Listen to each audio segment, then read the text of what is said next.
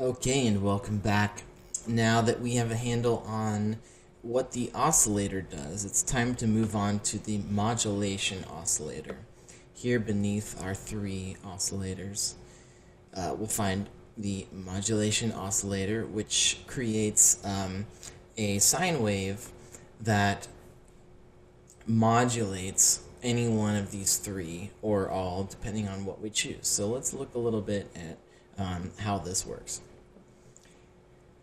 You have over here a little selection matrix with the mode and oscillator.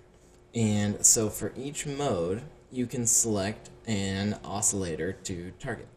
So we have four: ring modulation, phase modulation, position modulation, and filter frequency modulation.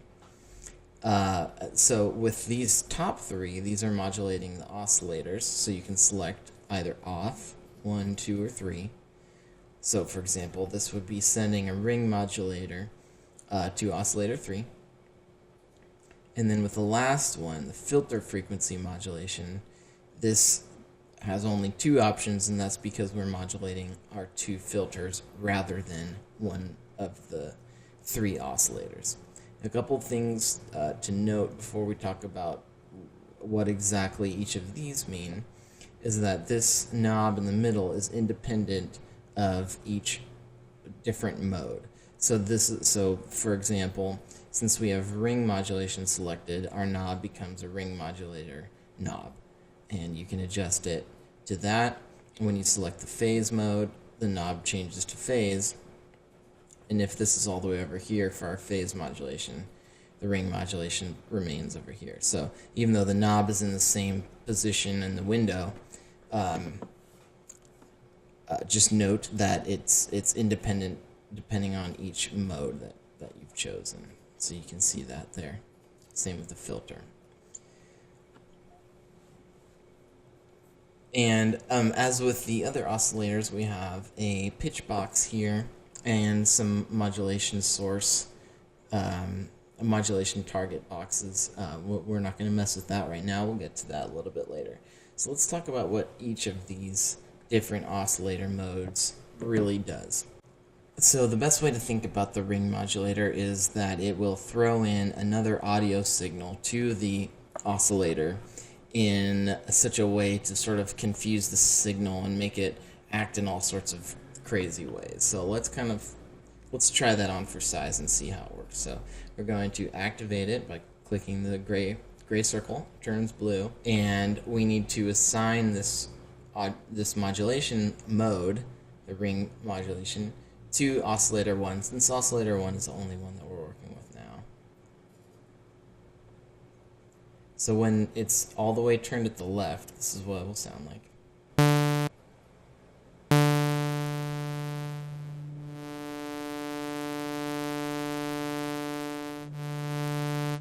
So when the pitch is the same, you'll hear just a very tiny, subtle harmonic difference here, but barely anything at all. Where you really get an interesting effect is when you change the pitch here. So if I'm just going to raise this 56 semitones, 56 cents.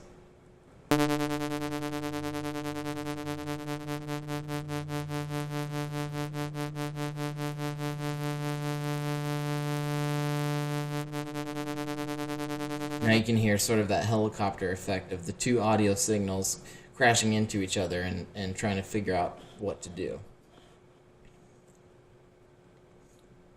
You can try it by raising the pitch even higher.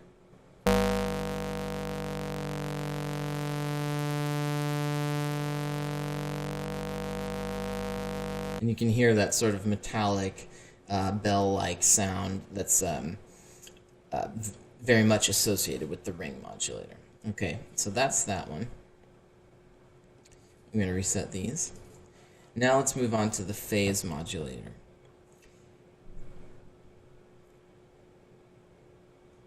So this one sort of acts as a slave oscillator to the master oscillator up here and changes the phase of the frequency spectrum.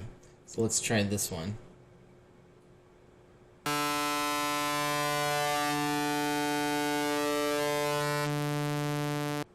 So now the interesting thing about using this on a sawtooth wave is, if you remember what the sawtooth looks like, it diagonal ramp down and then straight up, and so you can hear this phase knob catching those transients as it sweeps along.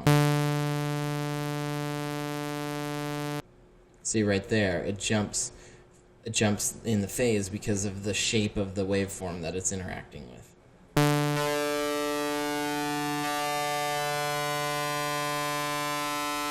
There's another one.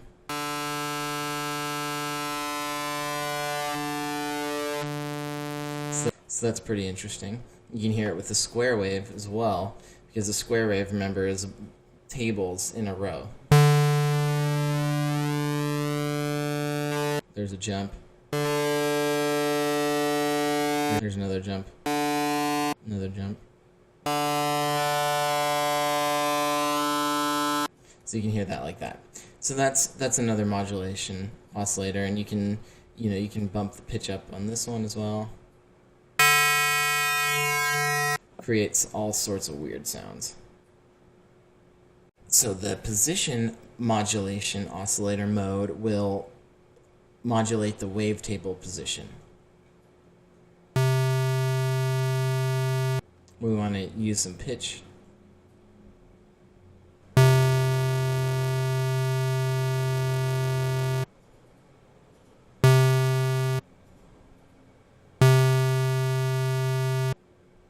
You're going to hear most of the difference when you're using different pitches here.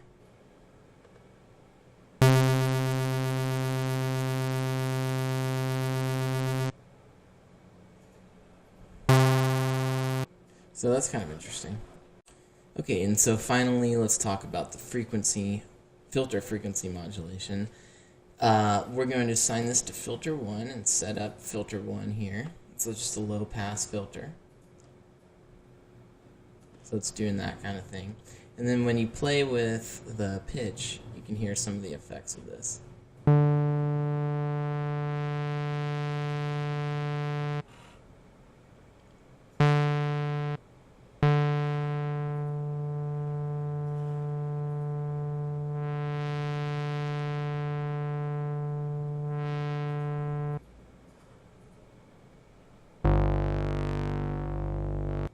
So the modulation oscillator, I mean, the way that I think about it is just when I want to get some weirdness or some kind of like surface noise sounds. And this is really good when you're trying to design realistic sounding instruments, like maybe like a blown flute or something, and you can use modulation sources to just have this sound come in and go out really fast, so it sounds like maybe when you're striking something or when you're blowing on a flute kind of sound. So we'll talk more about how to accomplish that later, but for now it's good to just know that your modulation oscillator is using an audio signal to interact with your other audio signals in interesting ways.